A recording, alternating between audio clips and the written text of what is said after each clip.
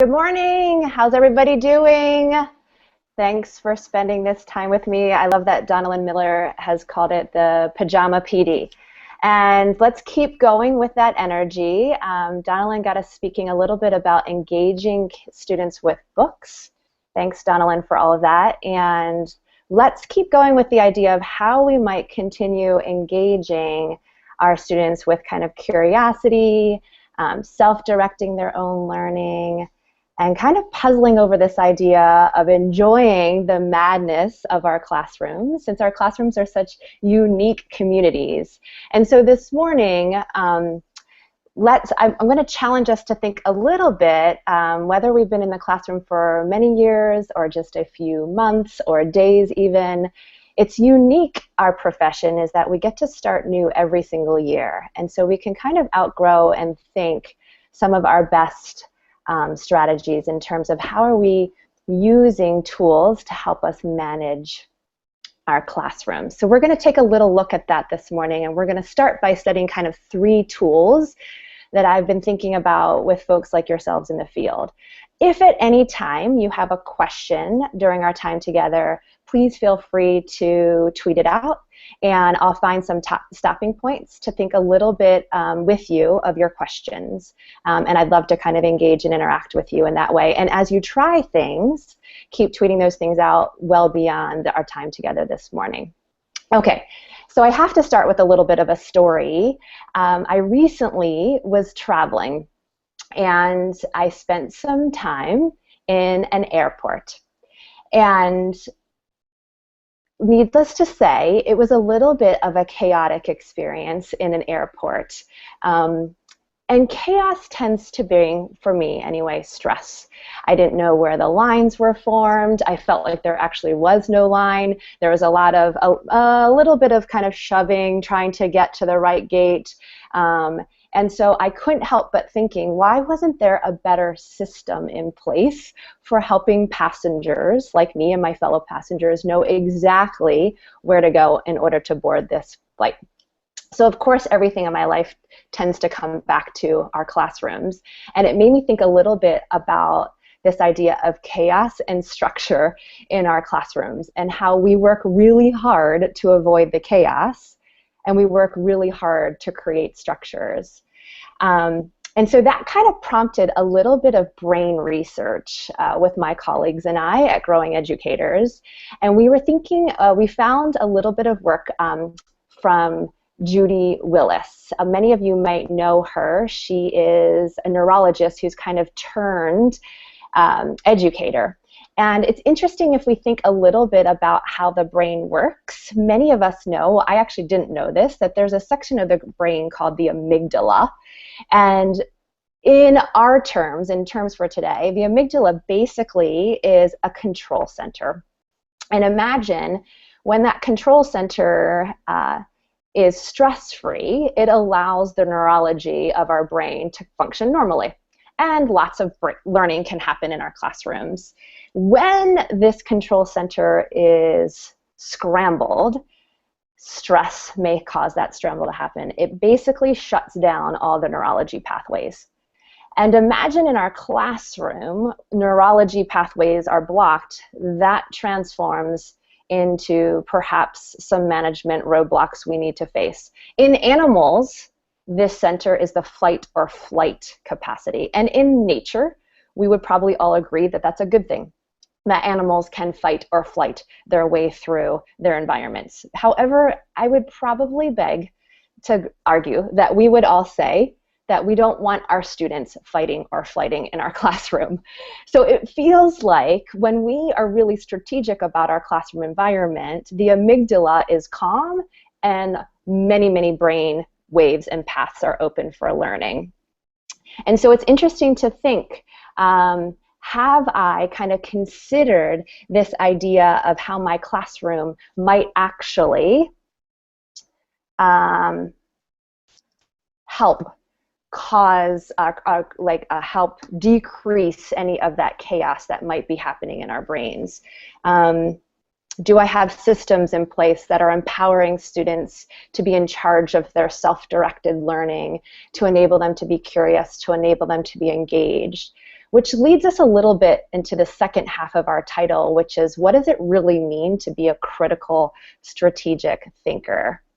If you think for just a minute how that term critique or critical is used in your everyday lives, and perhaps if even be aware of the weight that it may hold. And just take a second to think, how is that used even in my community or even in my own personal life? What does it really mean to you to be critical?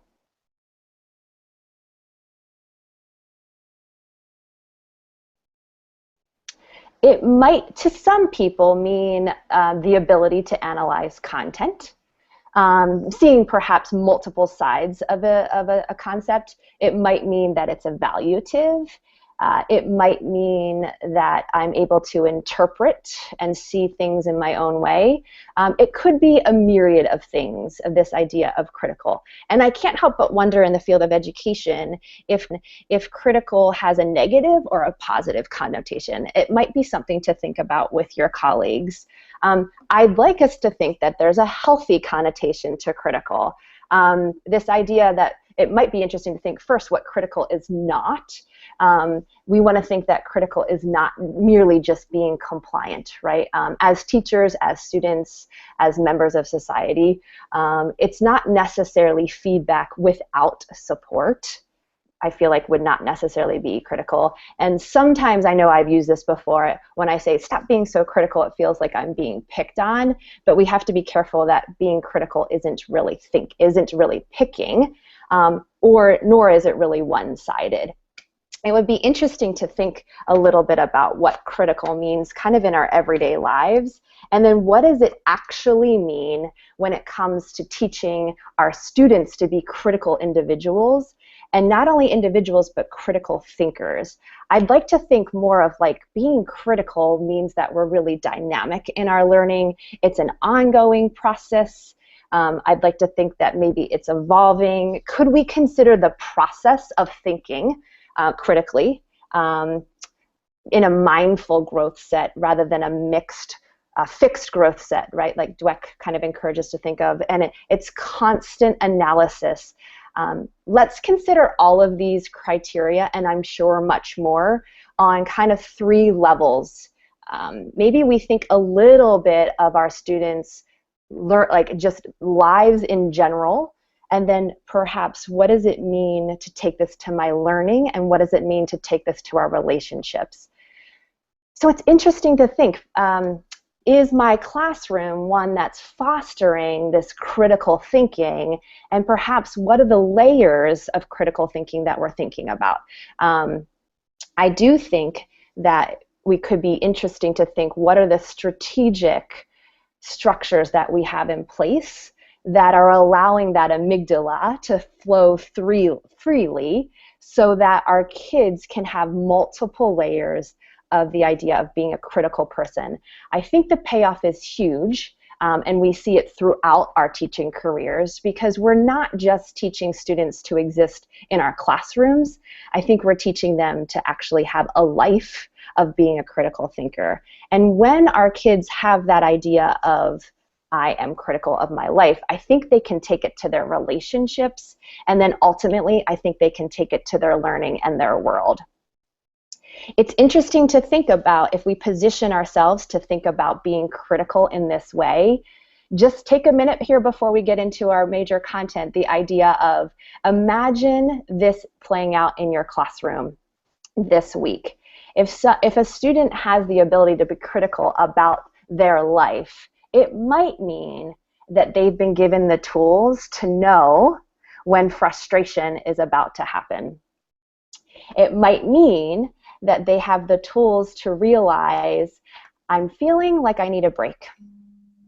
And when they need a break, our classroom is designed perhaps for them to take that break. Imagine how that would play out in their relationships. Imagine how it would play out in their learning. So I'd just like to assert that idea of what does it mean to be critical has multiple lenses. And I think I'd like to assert and study that with you today, because I'm thinking a lot lately that management isn't really just a Band-Aid fixing temporary roadblocks. let's instead think of management of kind of positioning kids to really kind of learn about who they are, so they have a mindfulness of their own learning journey. And I guess I'm asserting the idea that our classrooms can actually set up this structure for our kids to be self-directed, curious, engaged, and mindful about their lives, their relationships, and their learning. Some educators tend to jump right to the learning, which I understand why. And the kind of work the Common Core is asking our students to do can't be done without a curriculum of thinking and mindfulness and critique. But I'd like to suggest that if we jump right to the learning and we forget to think a little bit about the relationships that our kids are in and kind of their self-awareness, it might be a little bit of a Band-Aid fix. So I guess I'm asserting that let's avoid faux management strategies. I'm sure all the management strategies that we're working on are great, but that idea of faux management is interesting. We don't want to just manage on the surface. We're really looking for like deep structure. A good friend of mine, Dr. Gravity Goldberg, said something to me the other day. She said, you don't necessarily go to the hardware store to buy a drill. You go to the hardware store because you need to put a hole in the wall. And so I thought a little bit about that, of things in my life that I'm kind of putting quick fixes on and things in my life that I'm kind of working through the deep structure. So let's just think about our classroom management in that way, and maybe it helps us kind of position ourselves a little bit differently. So let's think a little bit about the main, I guess I'm suggesting a couple of tools to think about, and today I want to talk about 3 of them with you. I want to think a little bit first, I would say, one tool that I think might be interesting for us to think a little bit about is how are we using our environment as a tool? Again, this is fascinating that every year we get a chance to start new. And so if you were to think of your classroom floor plan right now, even though if it's already set up, and I'm sure it's set up gorgeous and beautifully and strategic, I almost think of those pages from an encyclopedia when I was a kid that had a blank body. And remember those cellophane kind of layers that had the nervous system and then the muscle system and the skeleton system? That's kind of how I'm picturing this image, is kind of imagine your classroom. And if you have a notebook, you might even sketch out the parameters of your classroom or your dream classroom. And then let's today, this morning, as our time together, almost imagine layering those kind of see-through sections of your classroom on top of each layer and see what we come up with. So in our classroom environment, I'm thinking a lot about floor plan considerations. And you might already have something like this already sketched out. I know I always enjoy doing it in the classroom, and I love supporting classroom teachers currently in my job. Lots of principals and coaches and teachers right now in the field are discussing management. I think this time of the year it's fairly appropriate as we launch into our year. It feels like our management structure lays the foundation of an exciting year ahead. But the kids can't handle that load of our academia until foundation has been set. So really smart to think a little bit about management right now with your colleagues. So you've got your floor plan drawn in your notebook. And let's think a little bit right now about some major spaces in your classroom.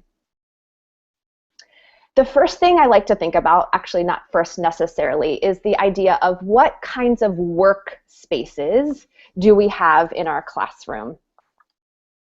I think of a couple different aspects of workspaces. I think of there's got to be perhaps space in that first layer of places for our kids to gather as a whole group. This idea of a whole group gathering space sometimes kind of sets the notion that we are a team. We're thinking together, our energy is together, and the payoff as a teacher is I can assess quickly what students are thinking when they're close to me. So the idea of a large gathering space for kind of group gathering work might be one layer you add to your floor plan. I'd also want to think a little bit about small group spaces. Are there spaces in your floor plan where kids might be able to gather together in small groups? Sometimes that small group space encourages a little bit more risk-taking. And when you're thinking about your workspace, I can't help but think about furniture. Now, I realize that some of us don't have the benefit or the opportunity to pick or select the furniture in our classroom, but check out these round tables in an 8th grade classroom. When you walk into this classroom, the energy is incredibly different.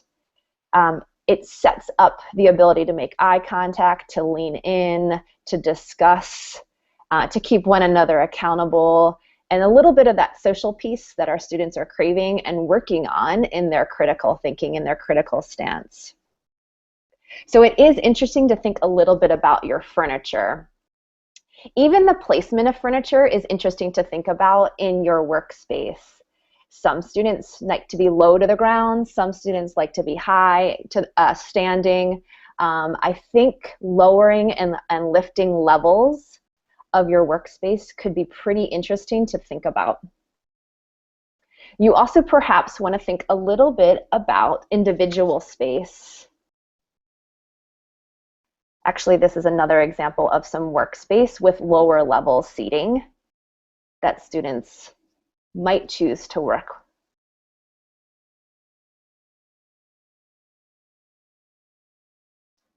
It's interesting to think a little bit again of like kind of the energy that you're thinking about in your workspace.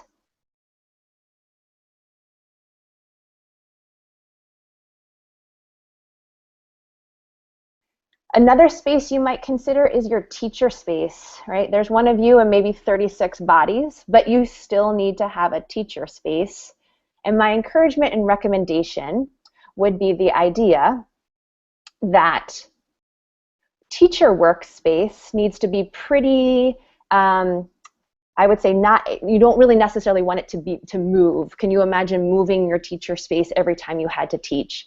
So teacher workspace might be something to think about, kind of creating spaces around your teach space. So I'm going to take a couple seconds just to let you work on your floor plan for a second and think a little bit about these, like your couple of different workspaces, kind of in those cellophane layers. Check in, do I have whole group space, and would I want to have whole group space? What would be the benefit of having small group space design in your work group, in your workspace? What would be the benefit of having individual space, and have I considered teacher space kind of in an equitable way, considering I'm one and I have 36 students? A teacher we work with in Los Angeles has helped us kind of think through a little bit about this idea of materials in your space. Many of us may be working in neighborhoods where students come from a lower socioeconomic background. And it might be worth our thinking a little bit about, have I created a space in my classroom where they feel they can keep their own materials? For some of our students, they don't have that space at home. And imagine what that might do to the learning environment if they had their own space. So a second place to think a little bit, or an additional place to think a little bit about in your floor plan is, do I have spaces for materials? And am I going to choose to have those materials be a community materials? I might have a mixture of community materials, and I might have a space where students keep their individual materials. Imagine what that might do and what message that might send for students if we have both. And then, just like me standing in the airport, I was wishing that there were kind of a directive of where the lines were to go. Imagine the same applies to materials. Do students know where the math materials are? Do they know exactly where any kind of material they might need to exist in the time of the day? So I think a little bit about kind of accessibility to materials, labeling of materials, and even getting students in on helping with both of those processes. Something else you might want to think a little bit about, after materials, in your floor plan, check out traffic patterns. So you've got your spaces carved out, right? You've got your whole group space, your small group space, your independent space, your teacher space, your material space, perhaps. In all that space carved out, what exactly and how exactly are students moving to and from those spaces? It might be worth to take a peek at the rendering of your classroom floor plan to see, do I have traffic patterns that enable students to move freely in and out of all these spaces I've just created?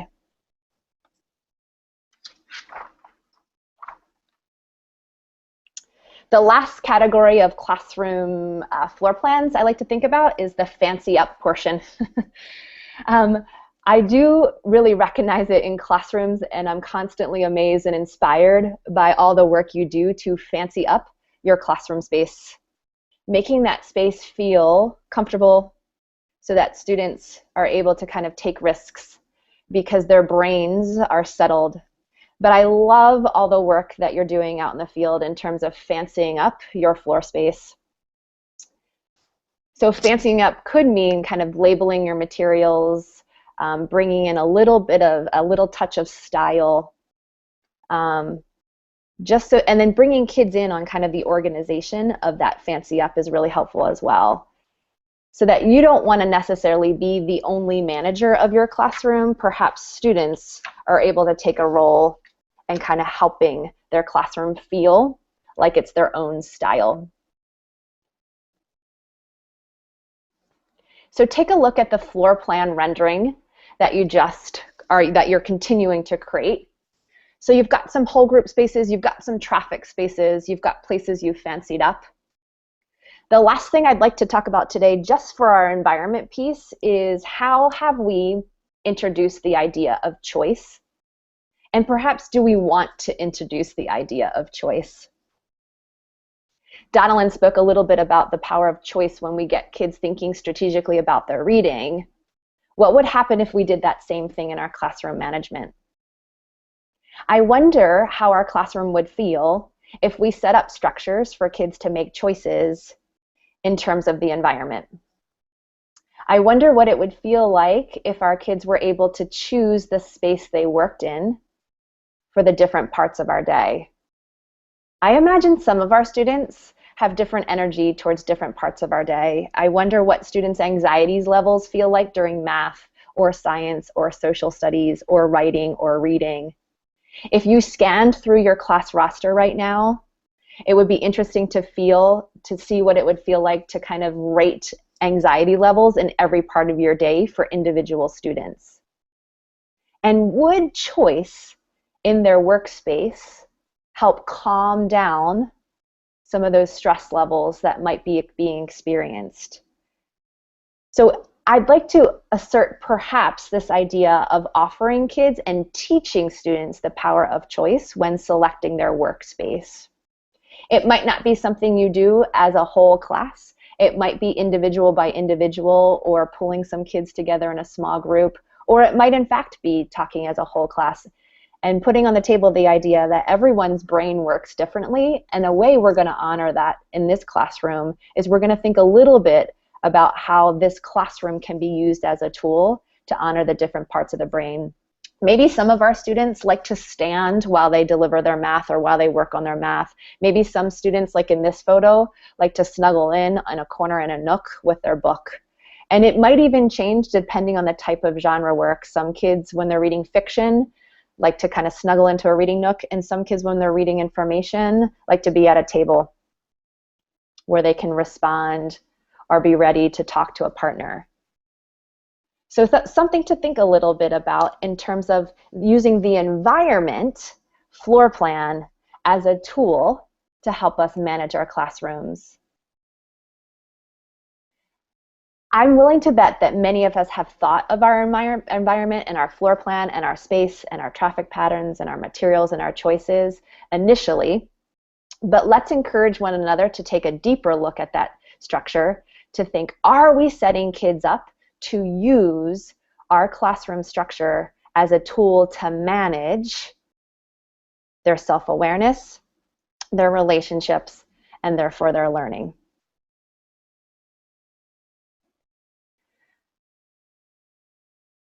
So your rendering may have some considerations for floor plan space, for traffic patterns, where am I fancying up, and for choice. The next kind of big container that I like to think through with teachers and educators is our charts. And our friends Christy Mraz and Marjorie Martinelli have done an incredible job of teaching and empowering us in terms of our smarter charts.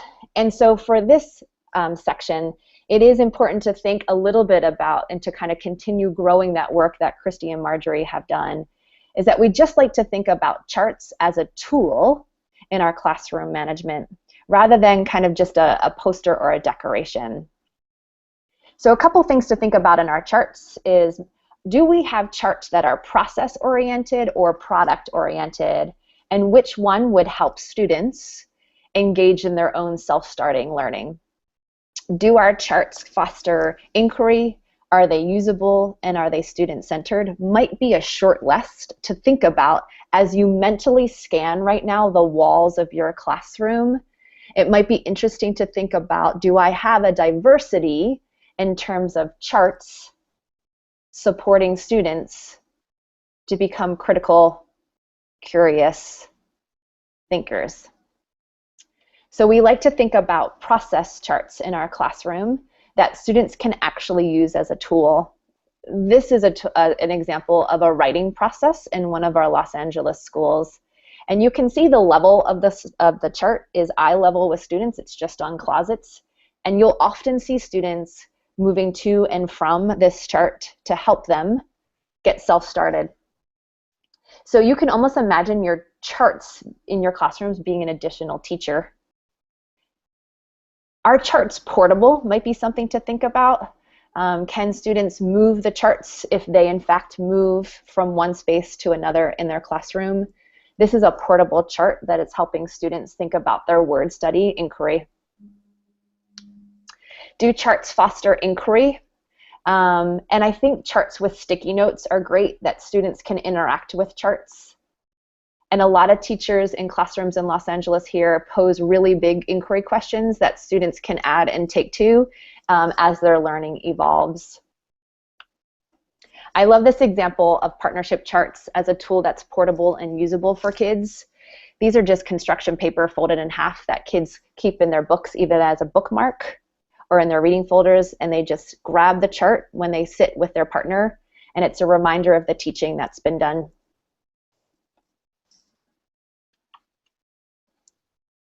Process charts, inquiry charts, usable friendly charts, portable charts.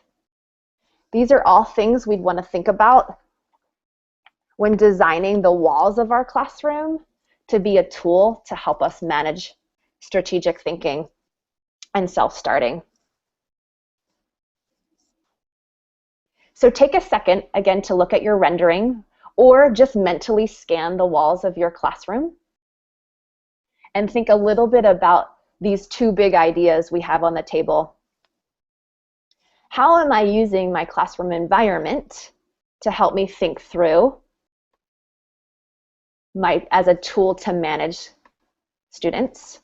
And how am I using the walls of my classroom as a tool to help structure a place where kids can be curious, strategic, and critical? We can't get our kids to that thinking until the foundation has been built and those stress levels have been reduced in that amygdala. So while you're scanning your room in your mind or looking at your rendering, you might also think a little bit about how you might study this with your colleagues. Is it something that you might, as a team, tour your building together and grow some thinking together around it?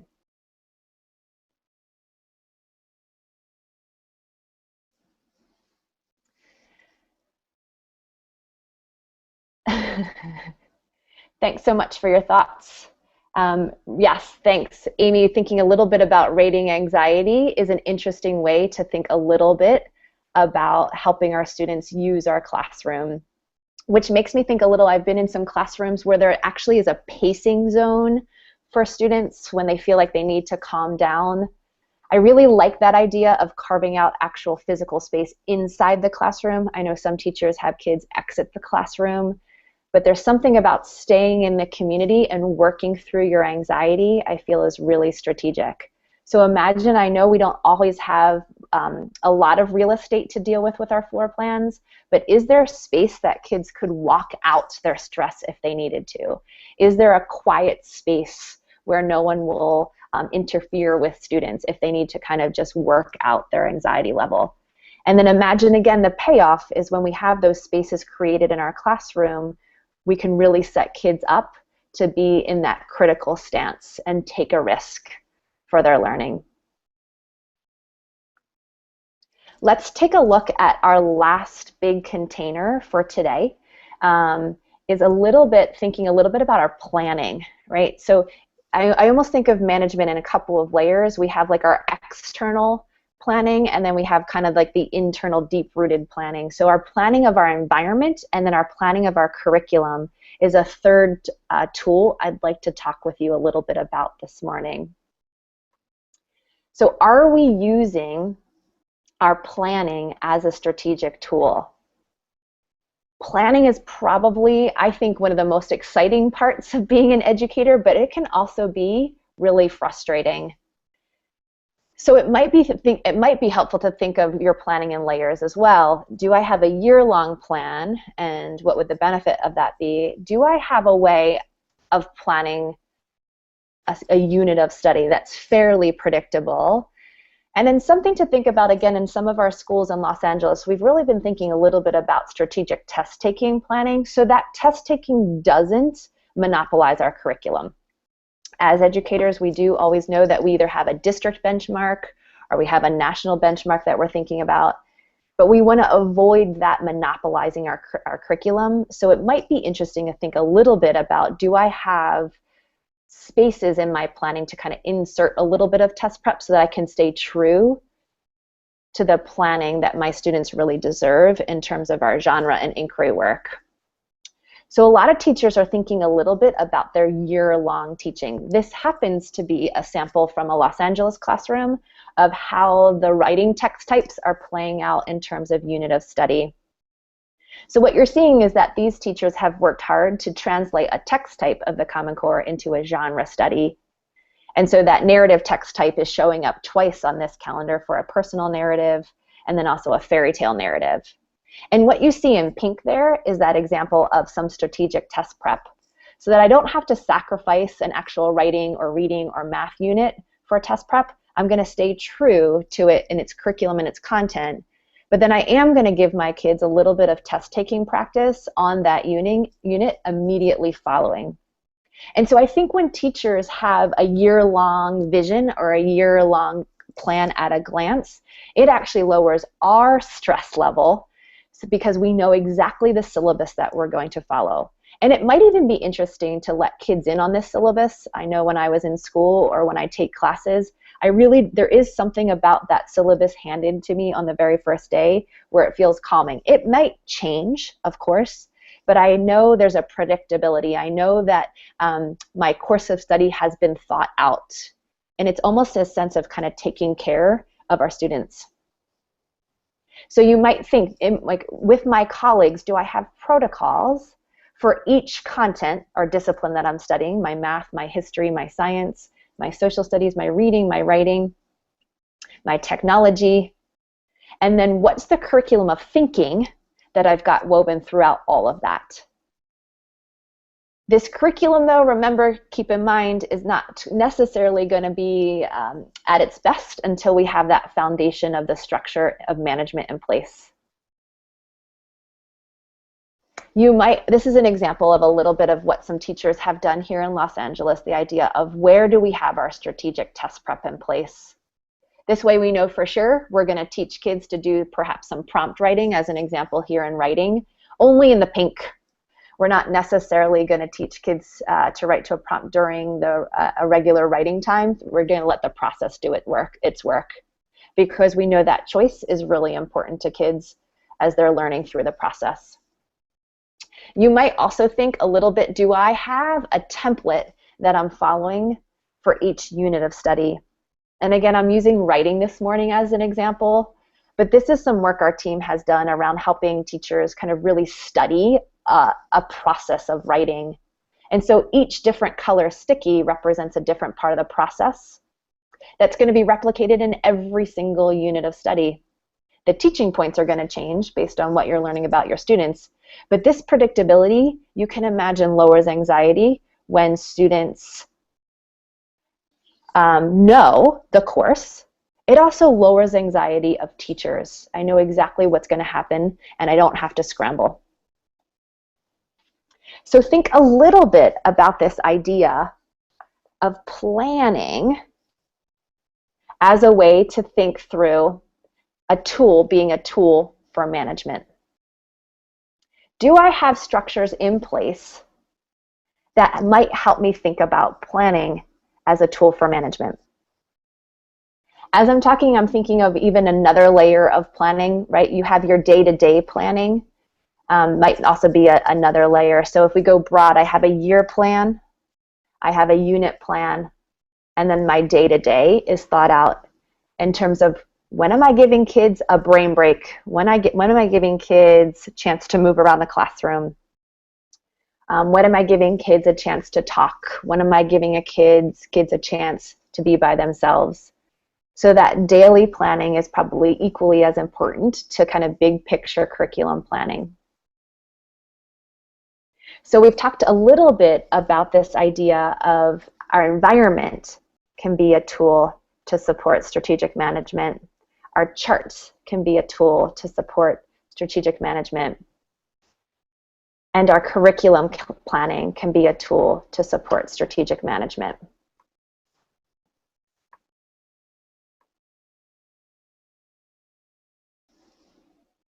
The final thing, if I could, I perhaps want to think a little bit with you about something that's not on this list. So when we get a chance to come back together again, I would say one more layer of strategic classroom management is looking at the language that you're designing in your classroom. So the language that I'm using with students, the language that students are using with students, might actually transfer into the language that students are using with themselves. And so Peter Johnston and many of our inspiring mentor educators really help us think a little bit about that last category of language. Could really be a really valuable tool in thinking a little bit about our classroom management. This is just a short list of some tools to think about our classroom management. I really do want to encourage you to continue studying this in whatever phase of your career you are in, whether it's been teaching for 2 days, 2 months, 25 years. I think we have an incredible opportunity to outgrow our best practices and really think through how is our classroom management setting up environments where kids can think through being a critical individual and being self-aware of themselves, their relationships, and their learning. I think this is important, not only that they have a self-awareness, but I think maybe even more importantly, we want our kids to feel that they're change agents in those layers. Our kids feel that they're change agents for themselves, their relationships, their learning, and ultimately the world around them. I think a lot of this work in our classrooms, a lot of literacy work, a lot of math work is really just good life work. And so I'm hoping that we can think a little bit about these tools of our classroom environment, our charts, our planning, and our language to make the best possible classrooms for one another. I hope I get a chance to study with you again in the future. Let me know what you're trying out, send pictures, tweet them out, and let's continue studying this idea so that we're creating the best opportunities for our students to become lifelong learners. Thank you so much for your time. Enjoy the rest of your pajama PD. And thanks to the Educator Collaborative, I'm really looking forward to a year of study with you. Take care.